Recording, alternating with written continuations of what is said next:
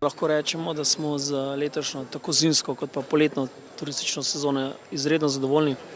Tako kot je dobro kazal v času zime, je potem poletna sezona prišla, lahko rečemo, kar brez premora. Takoj v mesecu aprilu smo začeli sicer res že z aktivnostmi, z prireditvami, predvsem, ki so bile vezane na kolesarski sektor in tako v takem, bomo rekel, kar visokem tempu nadaljevali preko celega poletja. Zdaj nekako poletno sezono zaključujemo, nadaljujemo za jesensko in upam, da se bo podoben trend nadaljeval potem tudi v naprej do konca leta v začetku zimske sezone. Kakšnih gostov je bilo največ v Kranjski Gori? Že tradicionalno lahko rečem, da v Kranjski Gori prevladujejo v času poletja predvsem Italijani, Nemci in pa Angleži. Je pa res, da se trg izredno menja. V letošnjem letu je bilo zaznati veliko število predvsem korejskih gostov, Španci, Francozi, Nizozemci, Benelux, moram reči, da se je izredno ukrepil, prav tako prihajajo gosti iz Skandinavije. Tako da lahko rečem, da v bistvu trg je pester, zanimiv, ni pa več toliko vezan na prihod države, predvsem je vezan naša destinacija na aktivnosti, ki jo ponujemo. In tiste goste, ki se prepoznajo z aktivnostmi, ki jim jih ponujemo, mislim, da so tisti gosti potem tudi prevladujejo pri nas. Gospodarstvo Kranjske Gore se med seboj povezuje, torej različne prireditve organizirate skupaj z hoteli Hit?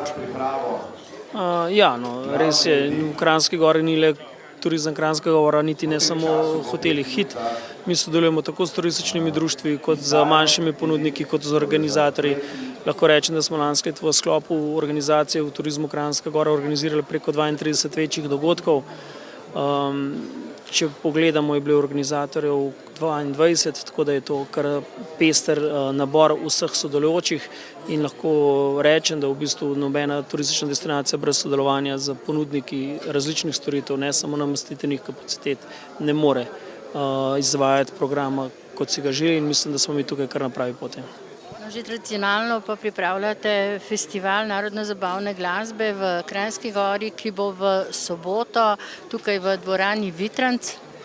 Ja, res je, že 8. zapored se želimo to poletno sezono prevesti nekako v jesen in prav zato je bila tudi ideja tega festivala za ljubitelje narodno-zabavne glasbe, predvsem ta, da v času malo nižje sezone pridejo gostje v Kranjsko Goro, ker lahko rečemo, da Kranjska Gora je pohodniška destinacija in v času, predvsem jesenskem času, sploh tako kot zdaj, ko je lepo vreme, je res fantastična.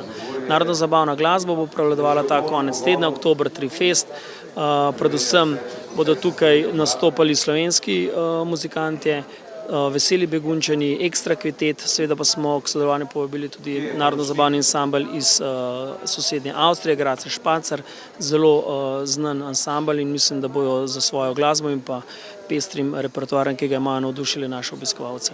Da se vstopnice za ta festival še dobijo, glede na to, da je tik pred... Ja, vsekakor. Vstopnice so na voljo tako v turistično-informacijnem centru en dan pred samim dogodkom oziroma na vseh poslovalnicah Eventima oziroma Petrolov v bencinskih servisih. Torej velja le še povabilo v soboto v Kranjsko Goro na večer narodno-zabavne glasbe? Ja, res je. Vsi, ki imate radi narodno-zabavno glasbo, ki imate radi druženje in pa predvsem si želite res nek pester program, vabljeni v soboto ob 8. uri začnemo v dvorani Vitranc tukaj v centru Kranjske Gore. Mi vam zagotavljamo, da boste odšli iz naše prireditve zadovoljni tako kot vsako leto. Prav gotovo pa bo poskrbljeno tudi za gostinsko postrežbo. Ja, seveda, dobre narodno-zabavne glasbe brez hrane in pijače seveda ni.